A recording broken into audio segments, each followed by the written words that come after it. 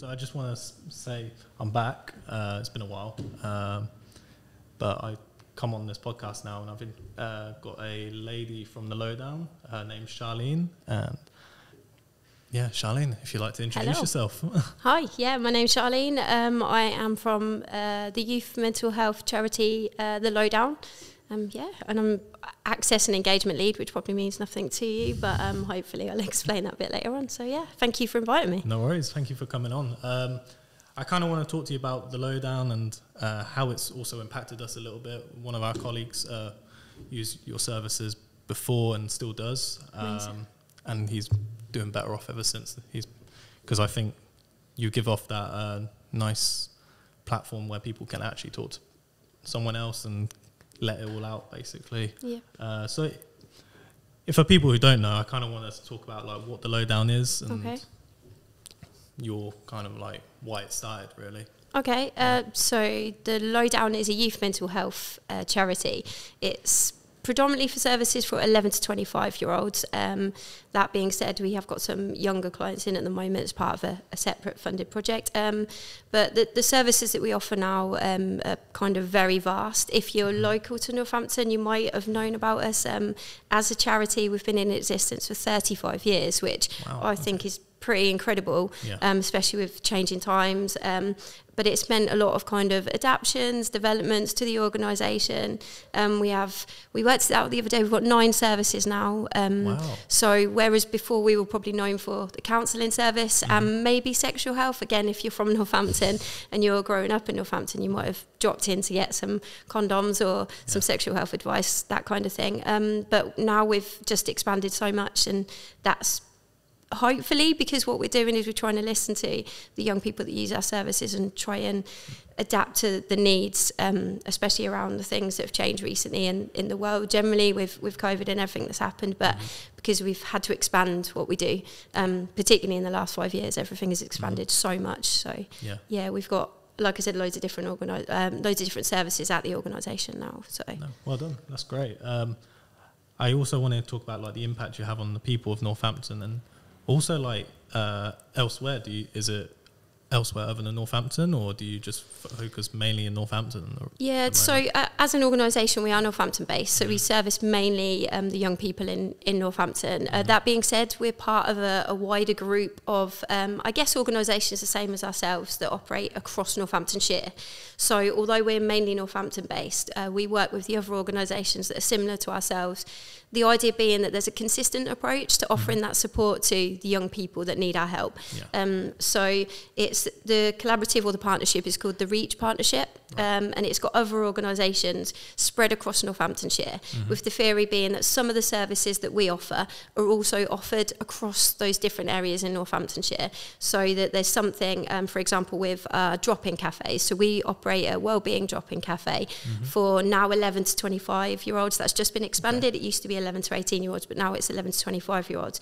The idea of the cafe being that somebody can drop in at any point and just have a chat to someone. They can be in a safe environment. They can book a one-to-one slot with a counsellor or support worker as part of that session, but it is drop-in, so you don't have to worry about the kind of the restrictions associated with the referrals, with the counselling. It is literally, you need to drop in. We operate on a Monday and a Friday evening at the Innovation Centre across the road from the train station, bit of a plug. But yeah, any time from 4 to 8 p.m, you can drop in and chat to someone. And the idea is that other organisations, as part of the REACH Collaborative, also operate cafes. So there'll be another one in Wellingborough run by, I think it's Service 6. And then there's one kind of in Kettering. There's one every day of the week. So if a young person needs that immediate support, they can drop into any of those cafes. They're all free, and it's a brilliant chance for them to just, if they're waiting, so quite often there's waiting lists associated with counselling and the other places they get to talk.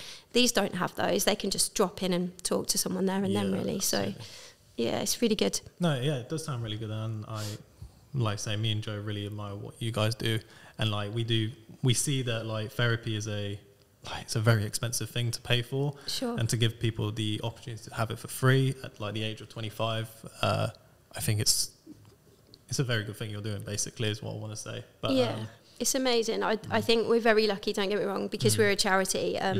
It's not always easy in terms of what we do and in terms of getting the funding to be able to run what we do.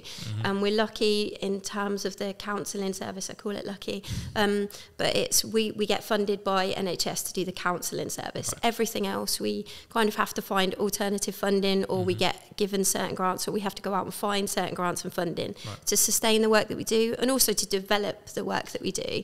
So it's just it's a constant, I think, not a battle, but it is like a constant search for where we can help find the money that we need to help support the work that we're doing with young people. So absolutely. Yeah. So in terms of like, because obviously you have 11 to 25, is there like a big bracket in terms of males and females, or like, do you get a lot of males? Because obviously, like I told you, my friend Matt, he's also a dude. Yeah. So obviously, in terms of the bracket between that, do you see a lot of men approach themselves to one of these kind of like therapy events? Or yes and no. I mean, it changes each year, the demographic that we serve. So I mean, based on the last year, we probably had, I would say, a higher percentage of females that actually came into a counselling session. That being said, that fluctuates throughout the year, and part of my role is to try and make sure that we are getting out to the demographic around Northampton, and we're looking at all those kind of diverse communities around Northampton, and we're going out to make sure that we are accessible to both male, female, to anyone outside of the binary, to various groups, basically we're trying to be as inclusive as possible, and that's kind of a large part of my job, is to make sure that we're as accessible and as exclusive as inclusive as we can be. Yeah, because I had this conversation with a friend of mine, and she was saying that not a lot of, it's hard to approach the male demographic of things because they're very non-open, and they don't like to express their feelings a lot. And in terms of like trying to bring that into your organisation, do you find it difficult? Or it can be. Again, I'm really lucky. I get to see everything that the wonderful people at the Lowdown do. I don't always work directly with the young people within the organisation. I do go to the different groups to make sure I'm constantly speaking to them and getting feedback, etc. And I do a lot of outreach work. But in speaking to some of the counsellors, for instance, it is more difficult to sometimes engage with young people, particularly young males, because they're not as comfortable opening up. And then when you look at if they've got other protected characteristics, then again, the barriers to getting them involved or to them opening up can be more of a struggle. Something that's become apparent in the work that I'm doing and speaking to them directly is that young people don't always consider that they've got, I don't want to call it a problem, but they don't always consider that what they're going through is a big enough issue to worry someone, or they're so used to dealing with it themselves. Again, this has come directly from the young people, that it's just something that they keep in, because they've either dealt with it maybe within their family or within their community in the past, or again, it's just they don't consider it being a big enough problem. And the problem with that is we try and be early intervention and help them. We developed a bit of a tagline, getting to know us before they need us, trying to let them know who we are. But it isn't always the case. Unfortunately for us, what happens is the young people do kind of keep it to themselves for those various reasons, and the stigma associated with getting that help and support. So it is more difficult in that respect, definitely. No, absolutely. I also wanted to talk about the new property as well, because you said you're moving. Yeah, kind of like you're kind of renovating where you're situated anyway. So let us know a little bit more about that. So. Amazing. So it's not a new property. Basically, if you're from Northampton, you might have walked past it and not even really noticed it. So at the moment, we've got a beautiful building which is off of Gold Street, a little street called Kingswell Street, which is a nightmare to find in a taxi, by the way. But it's literally down a little alley. So Michael Jones' jeweller's on the corner, and you turn left and there's the building. But the building is a really old building. It's been there for so long, and we kind of moved in 35 years ago, and we've taken it over as our sort of main building. Unfortunately, because it's such an old building and it looks incredible, it's not as fit for purpose as it should be. So we've been lucky enough to get some funding to be able to develop the building so that we can basically make it more accessible. We've got like a new accessible entrance being built, a new two-storey building, a new two-storey extension, which allows us to have a bit more of a bigger building, but also we can widen the corridors, we can make it more accessible for people with mobility issues, we can make it more young person friendly, and just more fit for purpose. I mean, there's a lot of work gone into it, not finished yet, and I'll get in trouble if I try and give you a date or a time. But hopefully it means that because we're kind of spread over there and at the Innovation Centre for cafe, counselling and sexual health, hopefully eventually we'll be able to move everything back in, I want to say within the next couple of months, fingers crossed, and then everyone can kind of be in the building together again. And it's, like I said, it's a beautiful building, but it's just, it needed a lot of work to keep up with the demand of what we're now doing. It gives us more counselling rooms, it gives us more space. We've already had a lounge area built at the back, which is a purpose-built little space which we run our youth groups out of, and it's an incredible little space, but we just need more because there's more young people that we see every year. I mean, it's, we've just had to develop, along with the services, the building itself, we've had to renovate, and we're really lucky to have got the funding to allow us to do that, and also to introduce my post and my role. So good, well done. Going back to community is such a important thing. Like, people always want to feel like they're belong somewhere and belong part of something. I'd like to think that's kind of what we do in the studio a little bit. We host like exhibitions every month. We're cutting it down to like 4 months now, because we realise it's got a little bit oversaturated. So, but it's also a nice thing for people to turn up and just talk to people a little bit. But I like to think that what we do, it kind of relates to something similar to you, like people coming out and expressing how they feel and so forth, and it kind of does that a little bit. And also they have like a creative chat, I'd like to say, which is quite nice. But and also kind of wants me to talk about your next approach with the Lowdown and where you want it to go, and how you see it like progressing and blossoming a little bit. That's a good question. We're doing a lot of work with young people at the moment. Again, as part of my role, we've been going out into schools, into the local community, because I think you're spot on, that everyone needs their community. When I was growing up, I was lucky that I found my community because of sport, and that was my thing. And I know that's not for everyone, but what we've been going out and doing is speaking to young people and trying to look at, so what barriers they face in accessing our services, but what do they already do to look after their mental health? Because a lot of the young people have given us feedback around the two things that have come out the most are actually playing sport, exercise, fitness, that kind of thing, and then music and kind of more creative side of things. So what we're doing based on that feedback is we're potentially, hopefully I'm not giving away any spoilers, but we're looking at the way that we can attract more young people. And if they're already in a space where they're doing sport, as an example, we're trying to partner with local organisations to look at potentially what can we do in the world of sport and exercise. Because again, dream ideal world would be we have somewhere a bit like a young person goes to the gym to take care of themselves.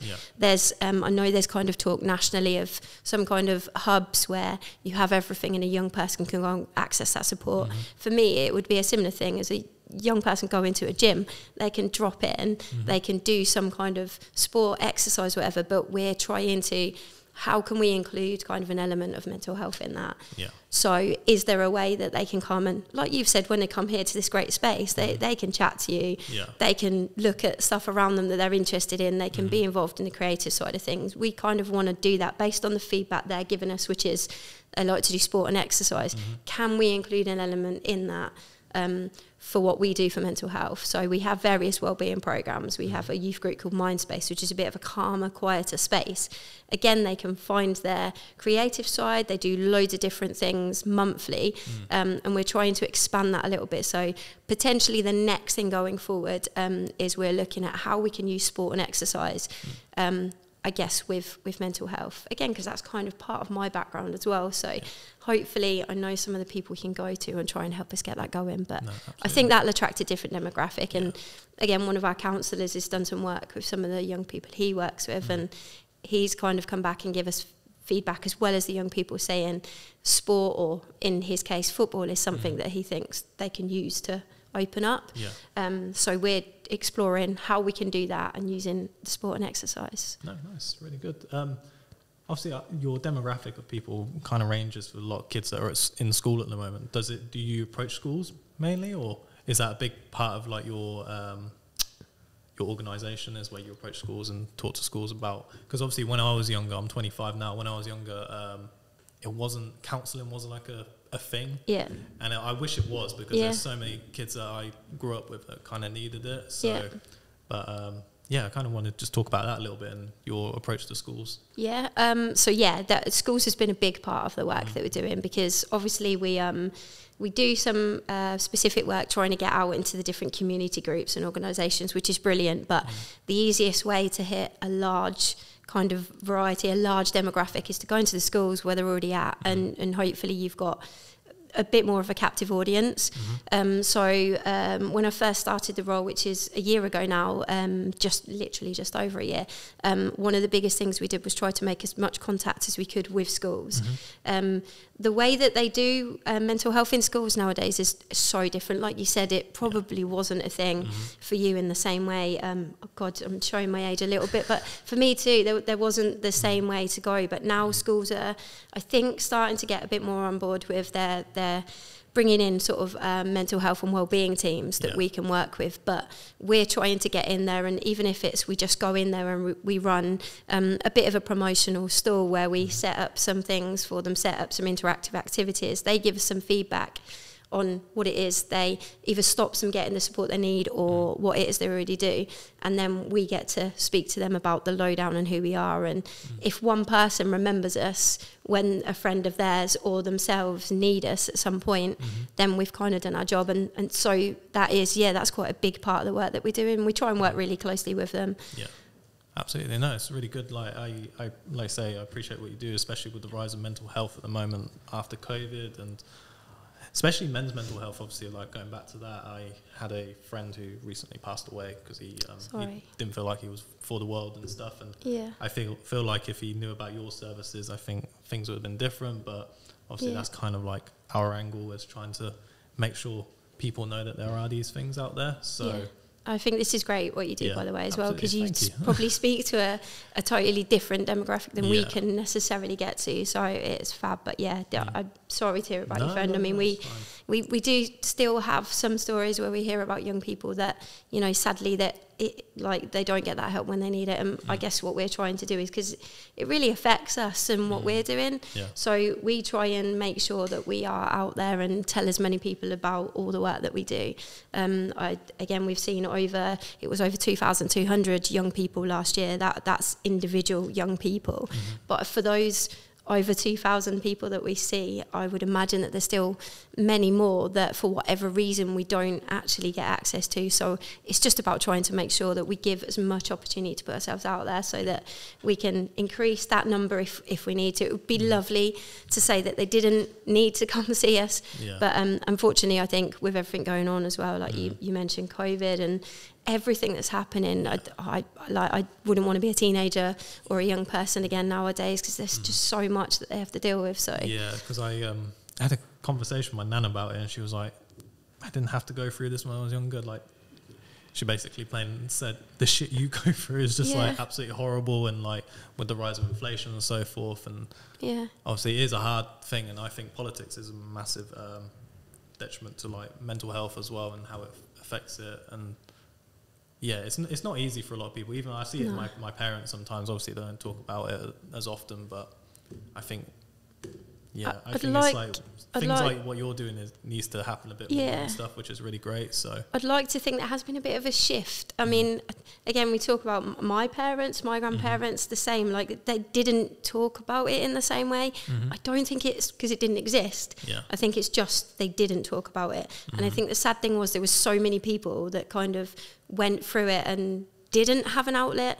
So that's why things like this that you're doing, the things that we do, I mean, collectively, the things we're trying to do for young people, I think is massive. We just need to be in a position where I think we help young people find their community. We help young people find their safe space. We give them the opportunity to get that help and support that they need. And again, I think it would have been amazing for me. Luckily, I found sport, but not everyone does find that community or that safe space. So I think giving them the opportunity to do that is such a big, it's a massive project. It is, but I think we need to keep doing it, and we need to like keep getting people like yourselves to help us spread that message as well. Definitely. And also we're trying to create that same ethos here, like in terms of like the change of the studio, I think Joe mentioned on a previous podcast as well, we're building like a mezzanine kind of thing. Amazing. Which is, we kind of found that we sell like these like little zine books and photo books and stuff, and I think trying to bring that ethos into it and talk about like art in a different way and a more face-to-face point of view than just going to an exhibition or just ordering online. It's a little bit different. So, but yeah, I think that's pretty good. What are we saying for time, Joe? 20 minutes, okay. Is there anything else you want to talk about? We could talk about more stuff. Obviously, it's very short at the moment. So yeah, that's cool. I could tell you about the different services if you want. I mean, again, a lot of the stuff that we do, we have 9 services. As I mentioned earlier, we are known for counselling, probably. That's not all we do. We've got the cafes, which I also mentioned, which are great. We have we have 2 different sort of age brackets, if you like. So we tend to have the 11 to 17 sort of service, or 11 to 16, and then we have the 16 to 25, which, by the way, you can come in around 10 and you can stay within our services right the way up until your 26th birthday. So we have so much in that. The sort of 10 to 16 age bracket, if you like, has got things like, we've got youth groups now, which is not all about mental health support. Obviously, because it's based within our organisation, we've got people that can support any young people that come to us with that kind of mental health sort of issues, if you like. But it's a youth group for all intents and purposes. So if you just want somewhere to go and again have a safe space, there's that. Mindspace I mentioned, which tends to be more popular with those young people that like a quieter space. That's for 11 to 18-year-olds. And again, it's somewhere creative, actually, where they like to, in fact, that and our youth groups, they love to do lots of different creative, like artwork and loads of things like that. They have so much that they do. They have different sort of, every week they have a different theme to their sessions, which is incredible. They're all drop-in sessions. They're all free. We have an LGBTQ plus support group or youth group, which is, again, fantastic. They've got 3 different age groups for that as well. So we've got the kind of up to 18 and then in 2 groups, but then we have an 18 plus group, so an 18 to 25. So again, there's that kind of split between the ages and what we offer. There's also a young adult social group, which we mentioned COVID. And obviously the issues we have with COVID is that a lot of young people felt a bit isolated. Some people, it's not been so easy to get them back out there and socialise and that kind of thing. So the young adult social is an opportunity on a Thursday evening to just come in and sit down and chat and have a drink. It's kind of a cafe setup, but they do things that they have theme nights as well. And that's a really nice group that's growing week in, week out. And it's a nice way to integrate back into socialising as well. So that's quite a nice one.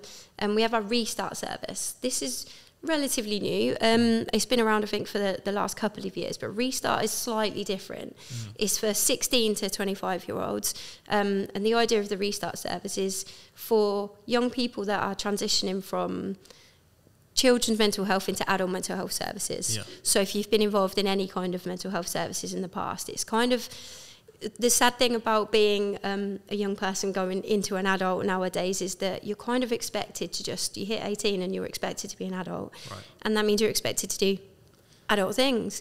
But it isn't always easy, especially if you couple with that you might have some mental health things going on that you can't sort of deal with those tasks as easily. So the Restart service is a really good referral service again, but they can self-refer to that the same way that they can self-refer to counselling. And then what they do is they kind of get a support worker who, it could be someone that just goes with them to an appointment. It could be someone that they could be struggling for financial support in terms of they've just moved out of home, they're in their own place, they're juggling finances and job and relationships and all sorts, and it might just be they need a little bit of support getting that together. Might be just someone to sit and kind of listen for them, help them in an appointment, any of that sort of stuff. So it's so very bespoke, but it's a wonderful service that really helps young people if they're kind of looking at that practical support as well. So that's another one. I'm trying to think if I've covered everything now, because we've got so much going on now that it's just, I guess, we want to just make sure that what we're doing is we're listening to young people. because it's so easy for us to think we know what young people want, but that isn't always the case. No, of course. So again, part of my role is kind of getting out there and listening so that we can develop and adapt what it is that we do. And I guess that's kind of how I fit in a little bit, in that I'm trying to go out and do that outreach work. The biggest thing I think is about working out what young people or other people see as the barriers to young people accessing our support services. In particular the Lowdown, but generally mental health, because I don't think we talk about it enough. And the amount of places that I go where professionals or young people themselves, they're like, oh, I've heard of the Lowdown, or I haven't actually heard of you. I'm like, what do you do? They're surprised when we say, well, we now do 9 different services and all these fab things that we do. So, and then the work that we're looking to do as well. So I think something else we're looking to do is we're trying to have in the future, and again, I hope I'm not going to get in trouble for saying this, but we're going to try and, because of the building itself, when it's everything back under one roof, we're hoping to have somewhere which becomes a bit more of a place where young people feel like they can drop in at any point, just to get some kind of help and advice, or to be signposted to something, because we're really proud of what we've developed with our wraparound services. But what would be amazing is if we could just kind of have a bit more of an open door policy again. So we could literally open the door, someone could come in and go, this is how I'm feeling, and then we can go, okay, here's someone you could speak to, or here's what we do here, or even if it's not with us, we're not precious about how they get the support. We want to make sure that we can signpost them to where they need to be to get that support. So for me, it's about kind of looking at the barriers that they face. Some of that, I mean, we've got so much feedback now, but something as simple as what we think might be simple as coming to a door and approaching the door to actually walk in. Anxiety, nerves, not knowing what to expect are all things that they're saying they're unsure of. So we're trying to make it a bit more open door almost, so they do understand kind of, they can maybe see a little bit about what's going on within reason. They can get to know us. We're trying to increase what we do on social media, so things like this really help as well. Absolutely, no. And I guess we're trying to, we might be looking at going into the world of like TikTok and things like that hasn't been done before, but we're no experts. So again, we're trying to use our young people. We have a great service called the YAB, or the Youth Advisory Board, and they're like a group of young volunteers. So what they do is they come in and they're like a committee that they do voluntary work for us. They get to work on their skills, and they get to do work experience. They're an amazing group of young people who have like youth-led projects where they decide what it is. The older group this year ran a wellbeing event at Delapre Abbey, which was tremendous. The younger group did a bit of a social media campaign around stigma, which we're going to be kind of re-putting out there again. But there's going to be social media champions as part of that as well.